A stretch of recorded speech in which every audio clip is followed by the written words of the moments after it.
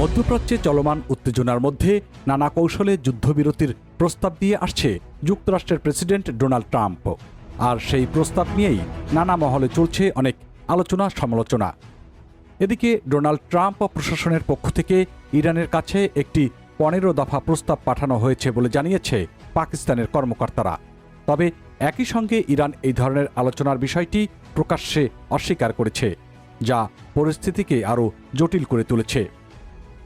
প্রস্তাবটিতে মূলত ইরানের ওপর নিষেধাজ্ঞা শিথিল করা, বেসামরিক পারমাণবিক সহযোগিতা, পারমাণবিক কর্মসূচি সীমিত করা এবং আন্তর্জাতিক পর্যবেক্ষণের আওতায় আনার মতো বিষয়গুলো অন্তর্ভুক্ত রয়েছে।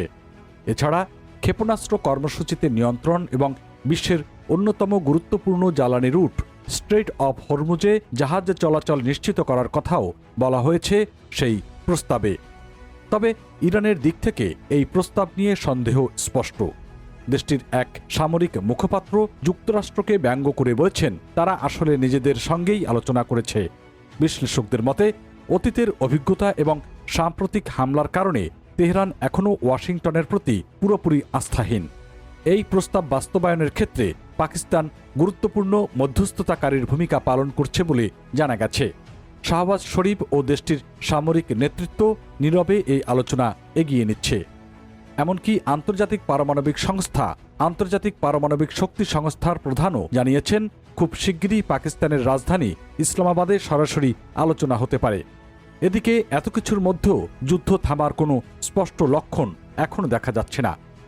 ইসরায়েল ও ইরানের মধ্যে পাল্টাপাল্টি হামলা অব্যাহত রয়েছে এখনও। লেবাননে হিজবুল্লাহ এবং ইসরায়েলি বাহিনীর সংঘর্ষ আরও তীব্রতর হয়েছে, যার ফলে অঞ্চল জুড়ে অস্থিতিশীলতা বাড়ছে। মানবিক দিক থেকেও পরিস্থিতি ক্রমেই ভয়াবহ হয়ে উঠছে।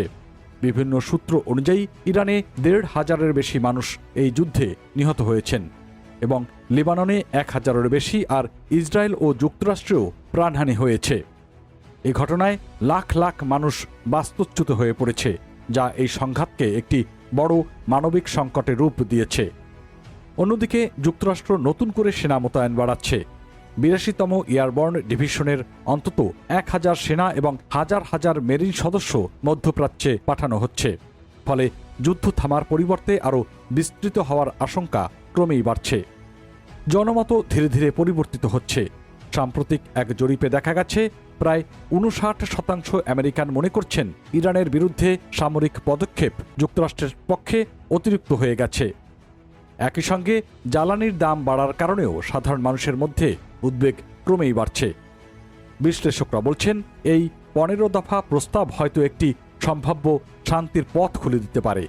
তবে পারস্পরিক অবিশ্বাস, চলমান হামলা এবং আঞ্চলিক রাজনৈতিক জটিলতা এই আলোচনাকে অনিশ্চিত করে তুলেছে। সব মিলিয়ে প্রশ্ন একটাই, এই প্রস্তাব কি সত্যিই যুদ্ধ থামাবে, নাকি এটি কেবল আরও বড় কৌশলগত চালেরই অংশ? এখন পুরো বিশ্বের দৃষ্টি সেদিকেই।